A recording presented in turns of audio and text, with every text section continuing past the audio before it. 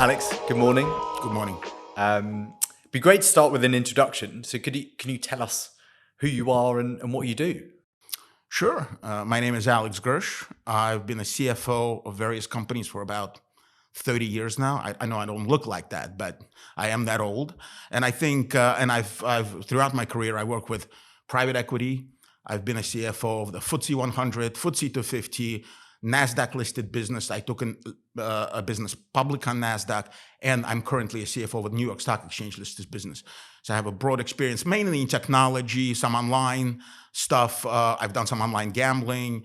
Now I'm doing fintech. So it's a broad experience with lots of different companies all around the world. Super. You've got a fascinating story. Would you mind telling us a bit about your journey and your early years, please? Yeah, sure. I was born in the Soviet Union in Leningrad many years ago, as I've said already.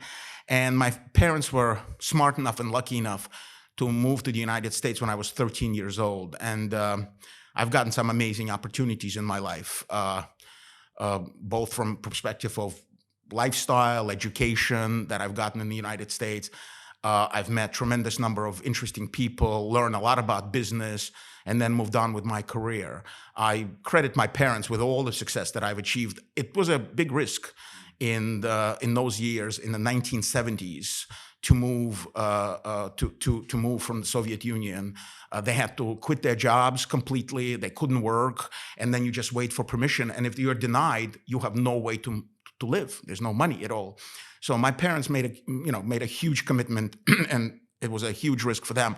And they did it. I mean, they've had a great life. Unfortunately, they passed away. Both of them have passed away now, but they've had a great life. But really, they've done it for my benefit, and I will be eternally grateful. Super. And why finance?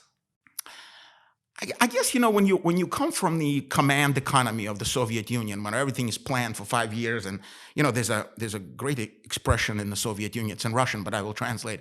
The way the Soviet Union used to work is we pretended to work and they pretended to pay us, right? So it was basically a situation where the country was in a, from the financial perspective, was a complete mess, and it was controlled and corrupt and everything else. And so when I came to the U.S., the opportunity, I was fascinated by the whole free market economy and how people would come from all over the world, and they do it, of course, in the UK as well, and start these businesses, work very hard, but make incredible progress for themselves and their children.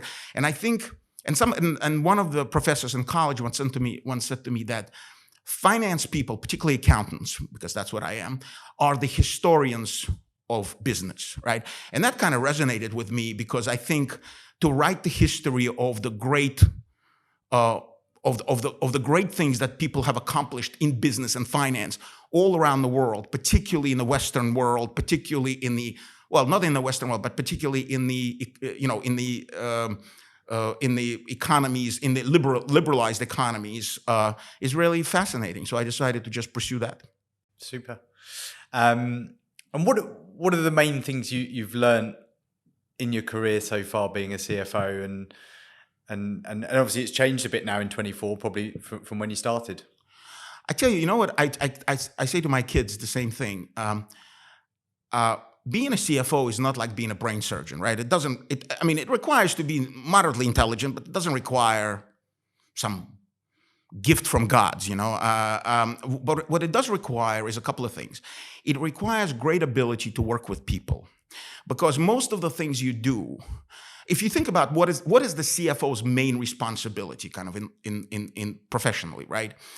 It's really the allocation of resources. What you need to do is you need to understand where the company allocates its resources.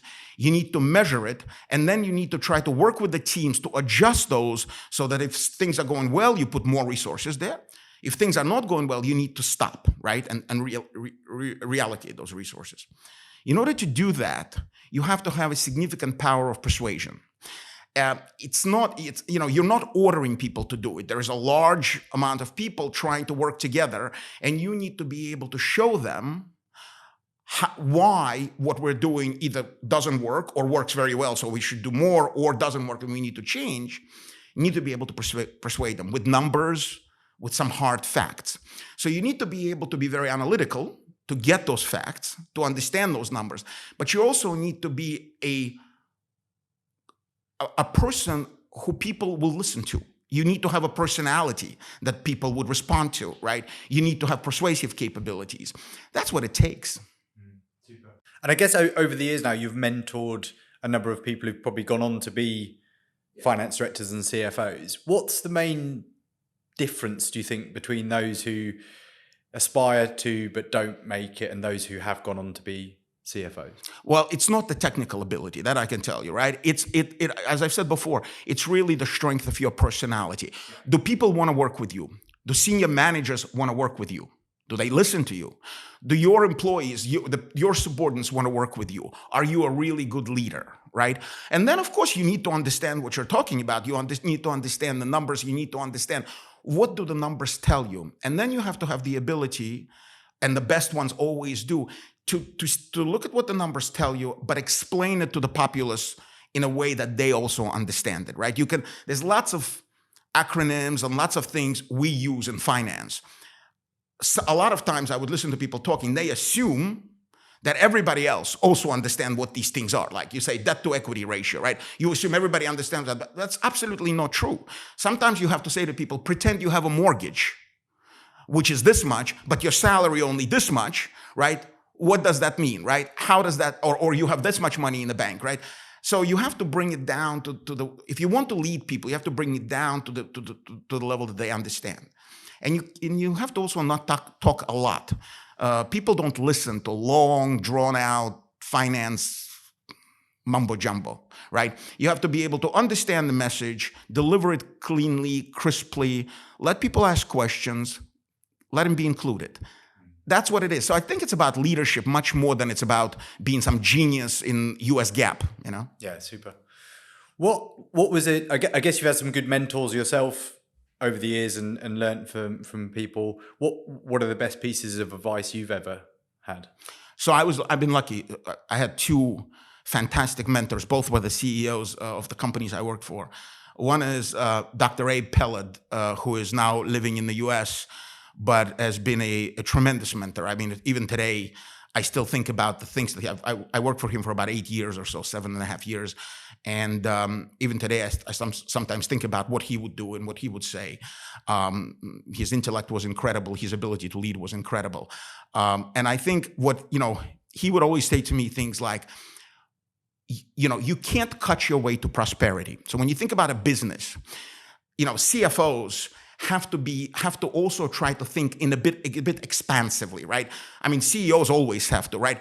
But the CFOs, we have the natural instinct to be super conservative and just sit on this money and let's not spend it. Let's just sit and watch it here, right? Sitting in the bank account. And Abe would say to me, listen, you can't cut your way to prosperity.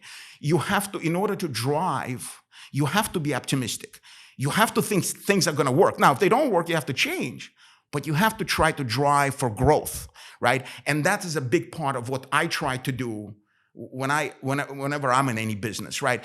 Yes, you have to control, absolutely. Yes, you have to make sure that there's no waste, and yes, you need to go after the waste, but you can't be this person who is stifling the growth of the business. And in order for the business to grow, you have to invest. And the second guy who was a big, tremendous mentor for me was Brian Corcoran, who was the CEO of Betfair and then PaddyPowerBetfair, and he hired me. He was before that CEO of Paddy Power. And I think the most important thing that he taught me is when we were merging Betfair and Paddy Power, the culture, the bringing together of the two cultures is very important. Again, as a CFO, you tend to think about, okay, how much money are you going to save, right? You're going to slam these two businesses together. Boy, oh boy, you're going to save a ton of money, right? And the great CEO that he is, and he's currently the CEO of IG Group, but the great CEO that he is, he was able to show and was able to help me understand that while we certainly should keep our eyes on the savings, the cultural merging of the businesses from different backgrounds maybe from different levels of development, is something that you have to take into consideration. He also spent a lot of time on the HR function and the importance of the HR function. And again, he taught me that was a real critical function. Sometimes we don't think of HR as a very, well, certainly I didn't think of HR as a very critical function, and he changed my mind dramatically. Those two guys I credit with some of the best business education I've gotten in my career. Super. And the PaddyPowerBetfair merger, I guess one of the things you're most proud of. What else did you take from that? Well, as I said, I think that we've taken it. It was a tremendous achievement, not my achievement. It was the achievement of the team. Brian, that's another thing he did brilliantly. He put together a fantastic team. We had some great people who were willing to work well together, but each brought a real important element to the whole thing, right?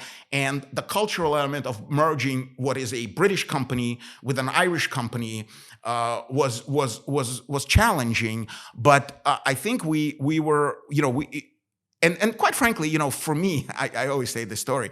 For me, I consider myself an American. As an American, most Americans, you say English, you say Irish, you go, well, it's kind of the same thing, right? We kind of think of it as the same thing. Well, it's not the same thing at all. It's not even close to being the same thing, right? And so, the approaches that you take, the way you work with people, and the other thing, which was very important in that merger, is it was a merger of two reasonably large-sized businesses, right? And what you needed to do is you needed to create a single team, which was the best of both worlds, to drive to what ultimately was very significant results together.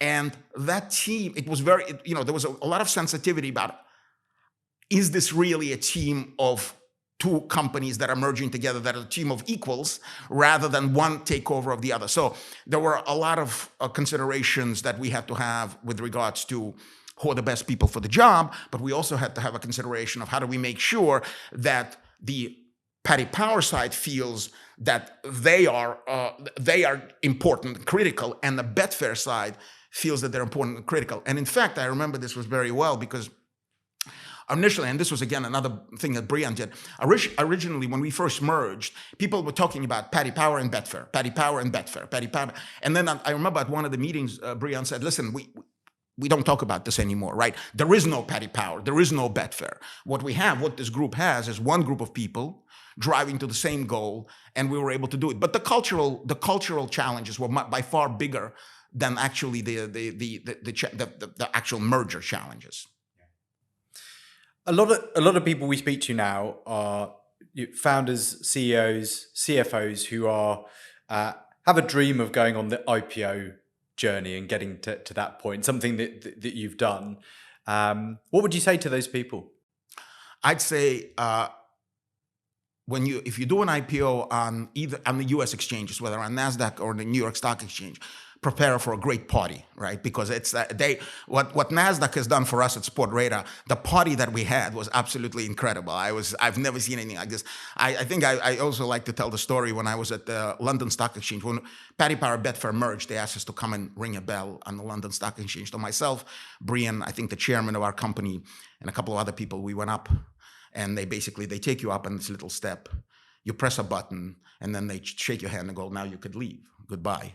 Right? It was very anticlimactic. When we did an IPO on NASDAQ with Sportradar, not only did we have Michael Jordan standing next to me, which was by itself a highlight of the IPO, but you also had confetti falling from the sky. The name of Sportradar on the middle of Times Square on every building. I mean, the party was incredible. And I mean, I'm joking. It was an incredible party, but of course, what it was is an achievement of what we've accomplished. It took us about a year to get ready for the IPO. It was a very difficult process. Doing an IPO in the US is not an easy process. It's not easy in the UK, but I think in the US particularly, it's not easy, particularly if you're a European company that doesn't have Sarbanes-Oxley implementation, doesn't have the audited financial statements that you need, all kinds of things that some of the particularly private companies do in Europe. that you have to you have to change to go on the US. The legal framework is very different. The SEC framework is very different. So there's a lot of work that goes into doing this. But it's a tremendous education for me. One of the things that drives me, people always ask me what drives me, right? And I always say it isn't really money, right? It's a sense of accomplishment. And accomplishment comes a couple of ways, right? When you build a great team, it's an accomplishment. When you identify great leaders who then go on to do great things, it's an accomplishment. When you do an IPO and you see all the work that you've put in come to fruition in this one big event, it's a great accomplishment. And it was a tremendously satisfying experience for me. Super. And what are the main pitfalls you should be aware of going through that sort of IPO readiness process? So the first thing you have to be aware of it, whatever you think it's going to take longer, right? Because it just never works. And you are at the mercy of, for instance, the SEC, right? As you submit your documents, they're reviewing them. They have all kinds of questions. They can come back as many times as they like. So it's not all in your control, but a lot of it is in your control. And I think like anything else, the biggest thing is you got to get the right people for the job. You've got to have the right people because a lot of processes, particularly for private companies, particularly in Europe, a lot of processes would have to change. A lot of things that you look at would have to change, right? And you need a board. We were lucky, very, very lucky at Sportradar. We had a phenomenal board. Well, they still have a phenomenal board, but people who come on the board who have been there and done that. If you're doing an IPO, I think you need a few people who've been there and done that. You can't have everybody learning on a job. Somebody has to guide this process. So I think those are the key things that I've learned, certainly. Despite all of your accomplishments over the years, and one thing we get asked a lot, people sort of, again, stepping up into the role, CFO role first time, or that C-suite role can be a bit lonely. You've got, you're in the hot seat then. Despite everything you've done, do you ever feel any sense of imposter syndrome anymore?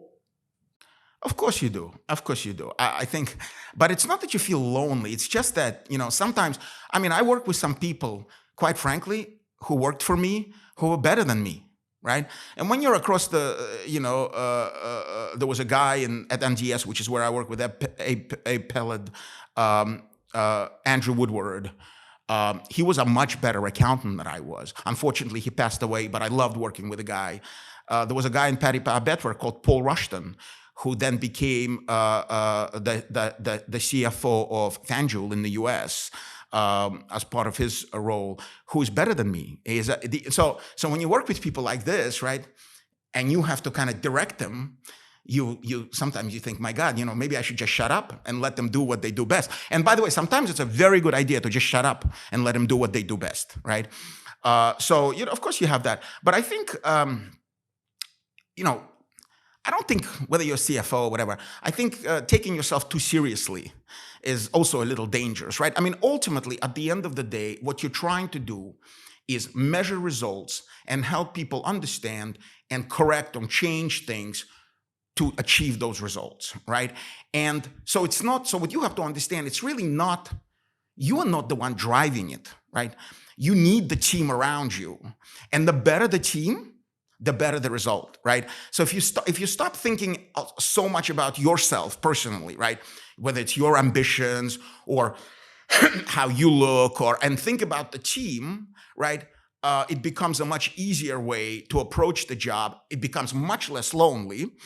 And the imposter syndrome goes away because it's not really just about you. And it really isn't about you, to be honest. One question we're getting asked a lot at the moment by both sort of CFO candidates and companies is the difference between being a listed company CFO and a private equity CFO. A lot of investors we speak to must have private equity experience to do the job, which is obviously a chicken and egg thing for a lot of aspiring CFOs. And a lot of people we speak to want to go on the private equity journey because there is a promise of an exit, a finite journey, value creation, etc. What are your thoughts on the differences, having done both?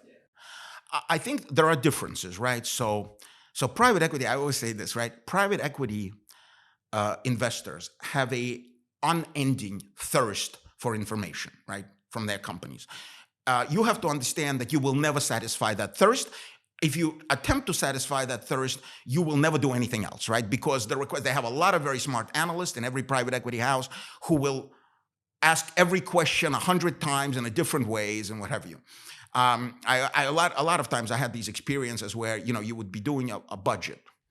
So for NDS, for instance, right? We were a public company, NASDAQ listed, and then we took the company private together with Permira and News Corp and the management. We took the company private. So Permira became the largest owner, and they're obviously a private equity house. And when we were a public company, we would do a budget, right? And what the budget would be 20 slides, maybe 30 slides. Myself and the CEO first, Dr. A. Pellet, he would present, and I would present the numbers. It would be, I don't know, an hour and a half, some questions, and you're done, right? So when we first were acquired by Permira, or that Permira became the biggest shareholder, I didn't know. Right? It was my first time with the private equity guys. So we sent them a deck of 20 slides, and we said, there we go. That's the budget. We'll have a meeting next week. We'll approve. And they go, no. That's not how we work. First of all, we don't want these slides. What we want is raw data from your general ledger, which they literally suck into whatever that machine is, right? That private equity machine. And then that machine pulls out every question, it cross-references every number, and compares every variance, right? And then you get a list of 1,000 questions, right, from these guys. A lot of those questions, by the way, are very, very good. So I'm not, so what immediately you realize is that you can't have a budget discussion that you have in a public company. What you need to have 2 weeks of budget discussions before you can get to that board meeting, before everybody could raise their hand and approve, right? So it's a very different kind of process. What is also very important to understand about, in my view, about private equity, there are certain things that they just do better than you. And you have to accept it, right? For instance, right, I've done big financing, raised lots of money, billions of dollars when you have to do it. But with my 30-year career, maybe I've done, let's just be charitable and say I've done 10. Probably done less, but let's just say 10, right? Well, most of these private equity guys do 10 a year, right? So I would be stupid to say, I don't want your help. So the help that you get from those guys, if they're not if you're a public company and they're not part of that, right? Sometimes in a public company you can get it as well, but the help that you get from those guys is really important. It's the same thing with the M&A, right? Again, I look at my career, small, big M&A, maybe I've done 10 deals, right? Again, they do 10 deals a year. So you can draw a lot of information from those guys. But the preparations that are required for them to approve anything is very different than the preparation that's required for the public company, where the board is much more removed from the business, where they're looking at some higher level things to look at, and therefore you can get approvals much sooner. With private equity, that doesn't work that way. And of course, the other thing with the boards is, with the public company boards, normally, however many meetings you have, 4, 6, 10, whatever you can have, right? Generally, that's when things are discussed. That's when things are decided. In a private equity, every day could be a meeting, right? They would call you about information. They want to know about specific things. And it's constantly being able to take them along on the journey with you. Whereas, obviously in a public company, it's a slightly different dynamic. Yeah. What's the toughest question you've ever been asked by an investor or a board? I think the toughest questions to me, to be honest, from the board are generally about succession planning, right? Because that's one of the things that the boards are very focused on. And we sometimes, in the heat of the moment, in our own jobs, doing our own jobs, running around, flying around the world, or whatever it is we do, forget that ultimately one of our greatest responsibilities is that succession planning. So people would say to me, okay, Alex, if you got under the bus tomorrow, who would replace you? And it just stopped me in my tracks, right? Because you don't know how to answer. In terms of the and it makes you think. In terms of the investors, every question that your private equity investors ask you is tough, and you have to explain variances that sometimes are very difficult to explain. Like, say, well, you budgeted to sell X number of units. Why did you only sell Y? I don't know, because they didn't buy X. I don't know. I don't know how to answer that question, right? Sometimes you just get questions like that. But in terms of public company investors, the hardest questions about public company investors is because they're much more removed, and particularly and the analysts removed, what they all want to know what happens in the future, right? They want to know what are you predicting, right? And they want to know it in great detail. For instance, I'll give you an example, right?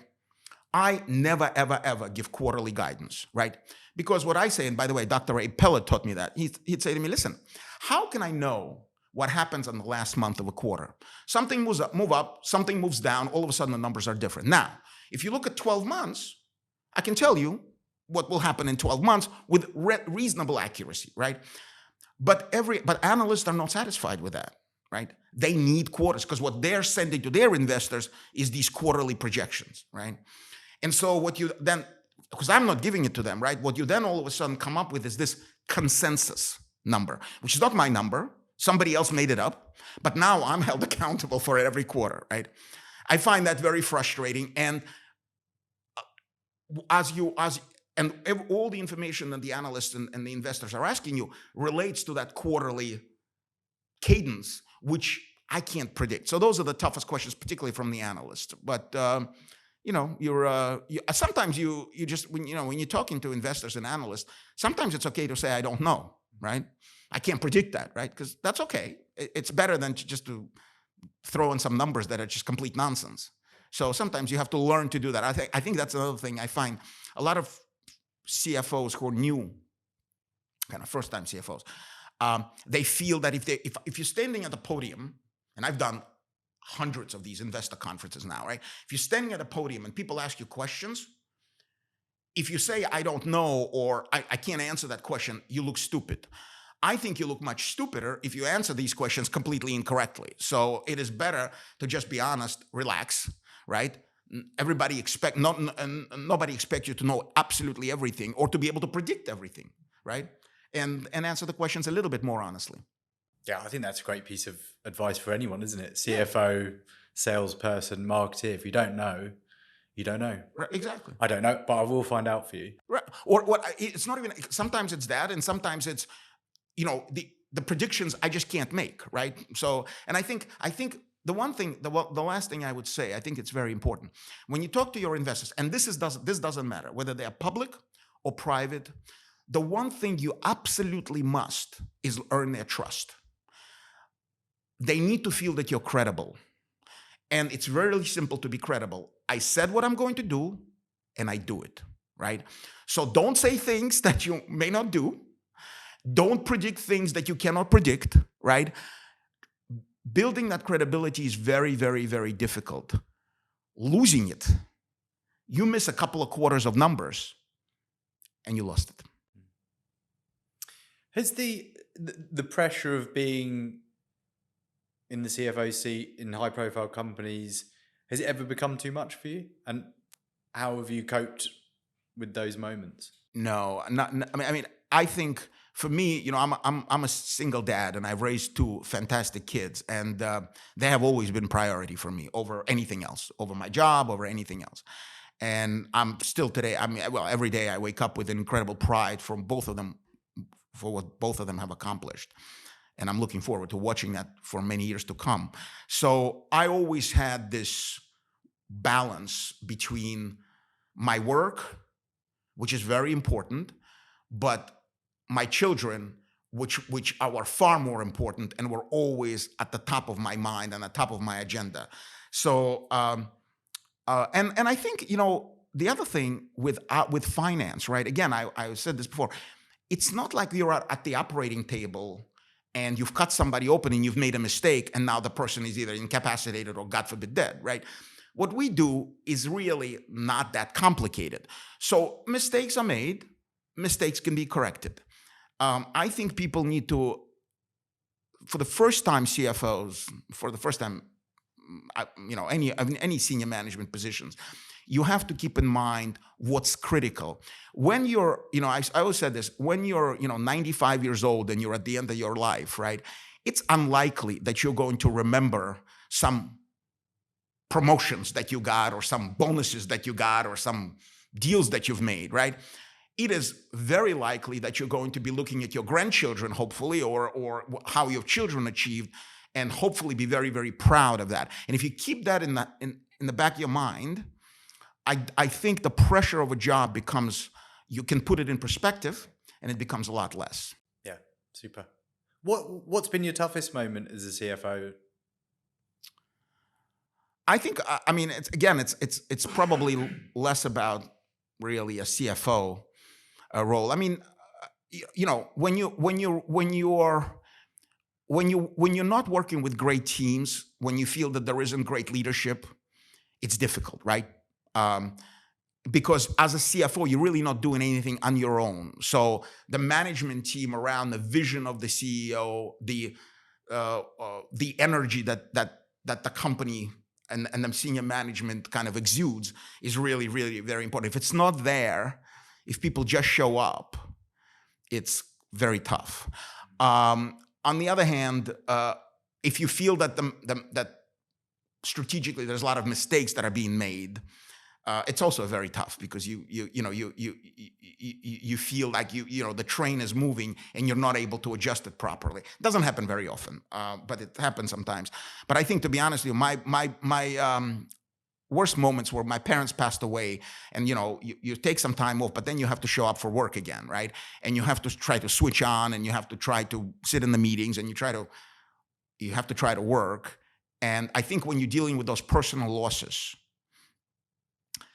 it's very, very difficult to shift your mindset. Eventually it happens with time, but it is very difficult as well. So yeah, obviously family's been your driving Yes. force and the most important thing for you. How else do you generally find balance? Yeah, I think you do. I think you find balance by realizing that you have a lot of important things in your life outside of work, right? It's your children, it's your relationships, whether it's your, partner or whatever, right? It's the things you like to do. I love playing tennis. I don't love going to the gym, but I force myself to go to the gym. Yeah. But let's just say I love it because it sounds better. But you occupy. I really enjoy reading, and so you just have to find room in your life, really like traveling. My children no longer want to travel with me. So, but, at some, I remember those days. Now I have to find other people to travel with me.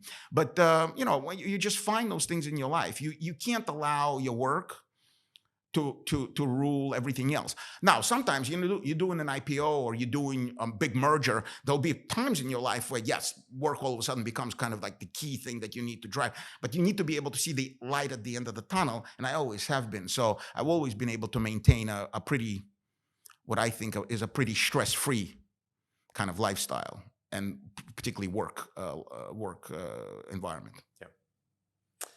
Let's talk about the future of CFO and the role, and obviously we can't get away from AI and technology, and it sort of moving very quickly now. What are your views on how things are going to change in the next 5 years? It's a good question. I think,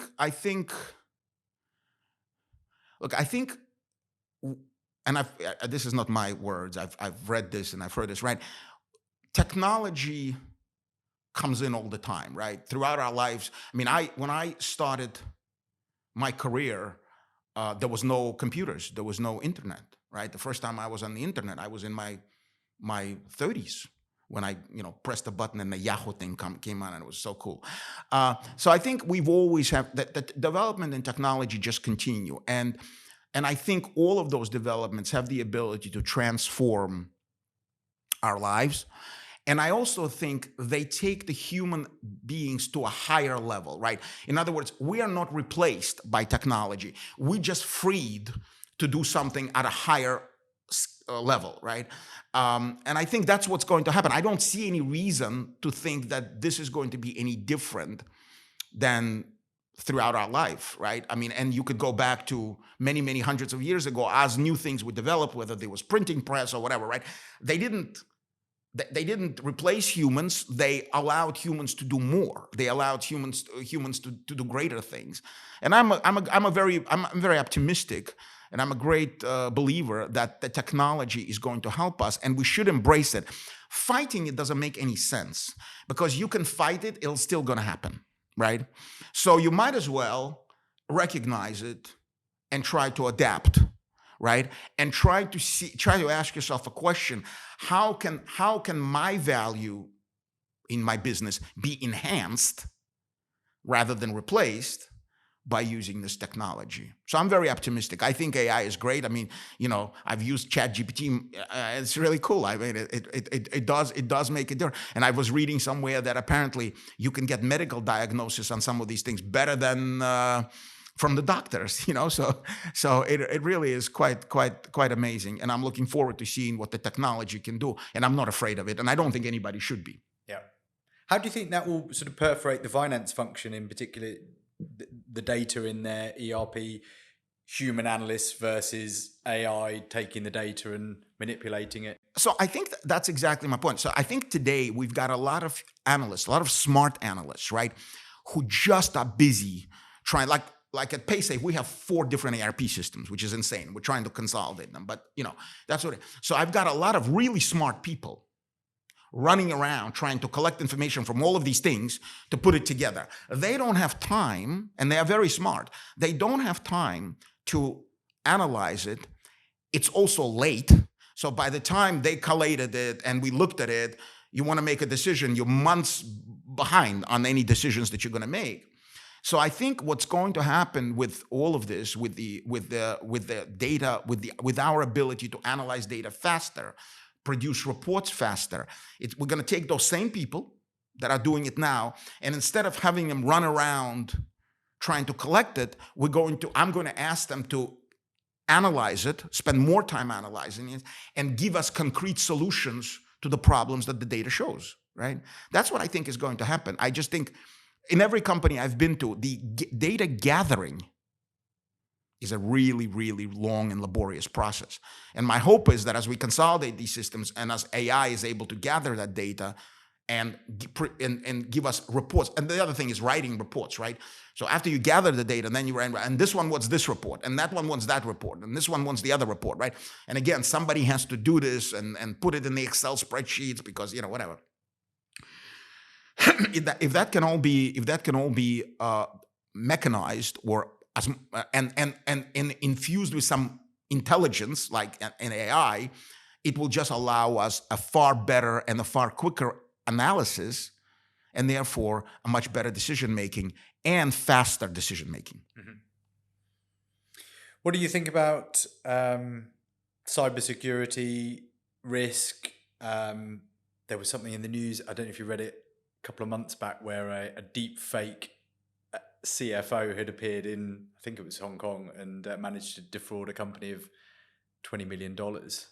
How do you cope with these new risks? Well, you have to. So that is absolutely the case, and I think there'll be more and more of those. And so at Paysafe, we have a very, very strong security function, very strong cybersecurity function. And I think what you have to do is the only thing you can do is recognize what's coming and try to combat it, right? And as you said, a lot of these things are not really overly sophisticated. It's just social engineering, right? So there's a lot of communication to people, right? It is highly unlikely that I would get on the video with you and ask you to transfer $20 million, even if you're looking at it's my voice and it's my, right? It's highly unlikely that I would ask you to transfer $20 million to some account you've never heard of, right? Because it's not one of our accounts. It's highly unlikely to happen. So now people just need to recognize it. And even though it's me, and even though they see me, that doesn't matter. That doesn't mean that they have to execute on those instructions. And you have to have a lot of checks and balances. You have to have a lot of checks and controls so that if one person makes a mistake, it's just one chain in the process, the other person can check it, and people need to question it. And I always say to people that I work with, and finance department in Paysafe is about 500 people in total, so it's quite large. I always say to people, question it, ask questions, don't be afraid, right? I would rather you call me, even if you're a junior person in accounts payable, call me and say, listen, Alex, I'm sorry to bother you. Did you just went on video and told me to send $20 million to your personal bank account, right? Say that. Don't worry about it. So people need to be able to take some responsibility. But of course, the investment in technology to try to combat this will continue. And all of the companies, we can't run away from it. We're going to have to keep doing it. Yeah. I also read the other day that the amount of people, particularly in the US, I'm not sure on the data in the UK, that are joining chartered accountancy graduate schemes and looking at joining the profession is significantly down, perceived as maybe a less fashionable career choice in 2024, again with all of the tech we've just discussed going on, etc. What would you say to people who are thinking about entering the profession in 2024? Well, what I would say, so in terms of, it's a great springboard for lots of other things that you could do. Understanding how the business operates allows you to do a lot of other things. And I'm one of these people who believes that when you are a graduate, when you're leaving school, or when you're even going to school, you don't really know what you're going to be doing 10 years from now, 15 years from now. So what I always say to people, get a broad experience, a broad education, and get something that's practical, right? And I think finance, accounting is very, very practical. I think it's always going to be needed. But a lot of people don't want to stay in it. A lot of people find it boring. Maybe some people will not be needed anymore. I don't know, right? Because I think the analytics, the kind of deep analytics to drive the performance will still be required. I think that would still be there. But I think it's a very practical profession to enter. I think it's an interesting profession. You learn to work with lots of different people. If you're in public accounting, right? If you work for one of these public accounting firms, you're constantly going to different businesses. So you get to see lots of different businesses. You get to see how lots of different businesses operate. And as I said, it's really, if people are interested in business, this is a great thing to do. And then if you want to open up your own business, do that. If you want to get into marketing, do that, right? If you want to become a professional athlete, by all means, do that. It doesn't matter, right? It doesn't hurt you to have that kind of experience. So I always encourage people to do those things. I always say, if you have a passion for something, then by all means do it, right? If you can't live without painting, that don't go to business school. Don't become an accountant. Paint, right? Do that. But if you're a person like most of us who doesn't have a burning passion for some particular profession, this is a very practical and a good way to enter the workforce. And I think you will be marketable in lots of different jobs potentially. Yeah. What would you have done if you hadn't been an accountant? Well, that's a problem. I mean, I don't know what I would have become because I had absolutely not no a tennis player.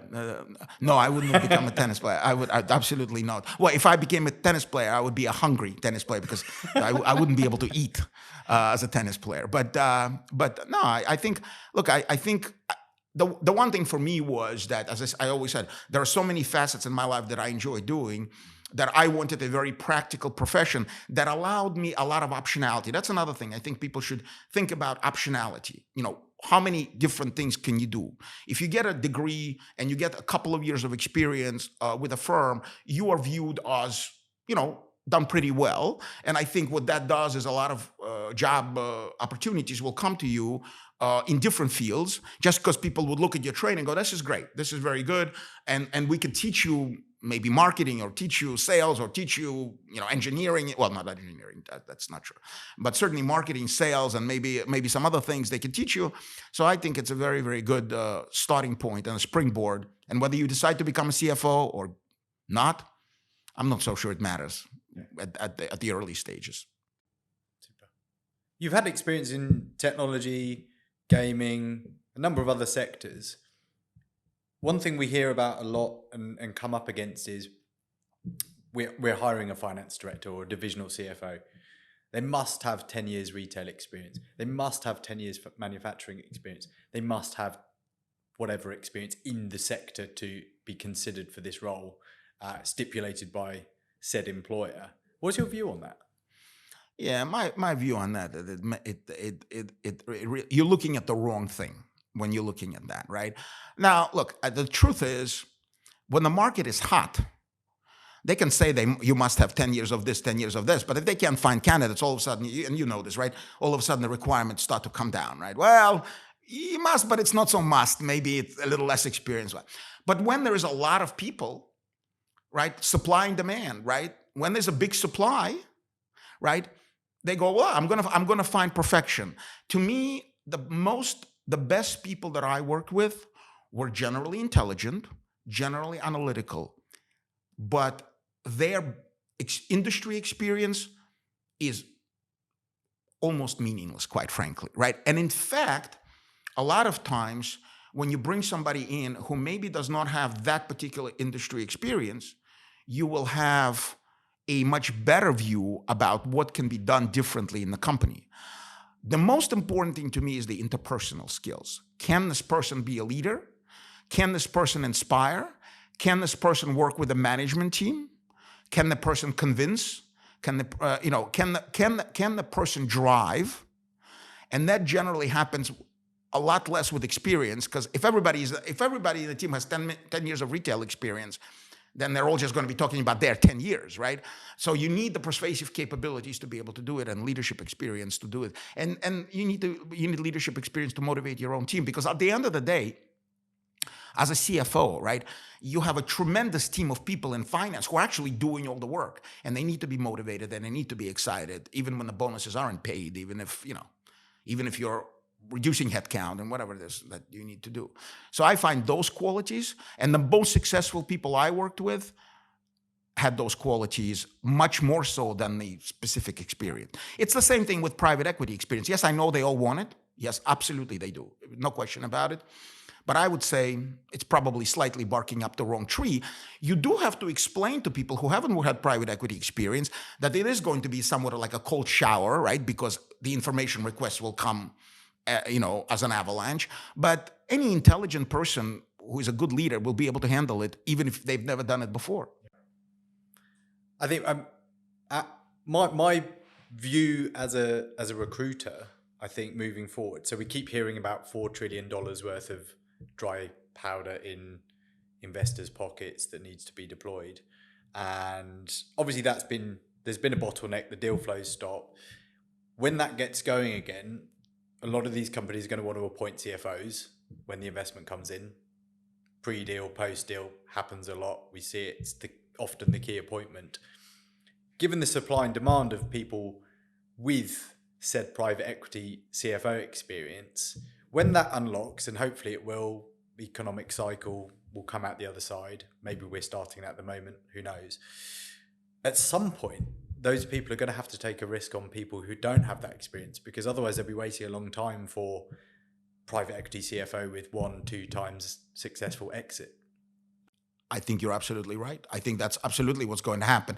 That when the pendulum shifts, you're absolutely going to see it. I also think a lot of private equity companies that are currently not performing according the way their private equity sponsors want to perform, the first thing they want to do is change the CFO. I don't think that's necessarily the right thing, but it is happening quite a lot. So you also will have those types of deals, and those will continue to happen, where people are going to be replacing people. And again, the skills of turning things around, the skill of, again, persuading people to do something different because the business isn't performing particularly well for whatever reason, right, are far greater, far more important skills than 10 years of private equity experience. So your point is 100% valid, and I think that's exactly what's going to happen. But I think even in the cases where they're looking to change CFOs because of not performing at the business, you still have to look at, there's other sets of skills that are important. And I guess often that's just because they don't want to change the CEO. Well, or sometimes they change both, right? I mean, private equity guys are not afraid to change things. Yeah. What would you, if I'm a CFO and I'm interviewing for a new job, and what do I need to think about from the other side? What questions should I be asking? What due diligence should I be doing when considering my new role? Because I've spoken to a lot of people in recent years who've been burnt. They've got in there, cash position wasn't what they thought. They've been told some things that weren't true. There's some undesirable things on the balance sheet. Well, I think what you need to do, so look, the way I think about this is what I'm looking for personally, right, is do I understand the strategy of the business?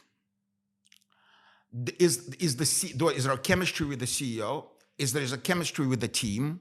And then the third thing I always ask myself, can I, using my experience, help, right? Because you want to be, as I said, I'm results oriented. I want to be able to help, right? I also think people should not be afraid to ask to speak with more than head of HR, CEO, and a couple of board members, right? I think some of those things that you're talking about you could find out by saying, look, I would like to speak to some members of the finance team, let's say. Now, it's not always possible if there is an incumbent in the role, right? It's not always possible. But you may want to speak to external accountants. You may want to speak to external lawyers, right? Where there's confidentiality. If there's some kind of niggling feeling that you have that something isn't right.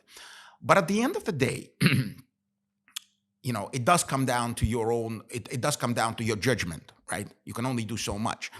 And I think people could be prepared to be burned once or twice. If that happens, well, that's life, not the end of the world. You move on, right? If you are burned constantly, there's something wrong with you, right? Because the judgment is not right, right? But, I don't know anybody in their career who had every job was perfection. But in my case, the vast majority were fantastic, right? But, there's always something like that. And you just have to make the decision if you don't get the right answers. Yeah. And I think despite due diligence, despite everything, speaking to your peer group generally, you've got to have a bit of luck as well, don't you? No question. Well, no question you have to have luck. Certainly when it comes to making money, right? When people say, when you guys, recruiters, when you call and you go, listen, this is in 3 years, they're going to go public and the valuation is $100 bazillion, right? We all have to kind of laugh a little bit because who knows what it's going to be, right? Could be 100 bazillion, it could be nothing, right? So I think financial success, even you could do everything right. You could be the best team in the world and financial success may not be there, right? So I think that requires a lot of luck. But you have more than one bite at the apple in your career, right? You don't have to hit that out of the park every single time. You could do that. But yes, you're absolutely right. Sometimes it's very difficult. You have 2 or 3 meetings with the management or the team or the board members, right? And you may still make the wrong judgment. You may still, when you get in there, realize that this wasn't for you. Those things happen, and luck is important, no question about it. Super. Alex, it's been a pleasure talking to you. You've got amazing energy, and it's been really insightful for our audience. Is there anything as a sort of parting gift that you would say to, again, aspiring CFOs, first-time CFOs, that you think would be useful for them to think about? I think the only thing I would say is don't be afraid to try. Even if you fail, it's no big deal, right? Life goes on. Other opportunities will arise. Don't be afraid to try. When an opportunity is offered to you, don't think, oh my God, I can't do that, right? I've never done a podcast before, but when the opportunity was offered, I said, I'm going to give it a shot, right? And if it fails, it fails. It's not a big deal. So I think that stay flexible. It's very important to stay flexible. A lot of times people are offered jobs in various places, various countries, various territories, or some jobs that they may not consider. Keep an open mind, right? Some of those things may turn out to be absolutely cornerstones of your future career. So, stay flexible and take chances. Alex, thank you so much. Thanks a lot. Thank you.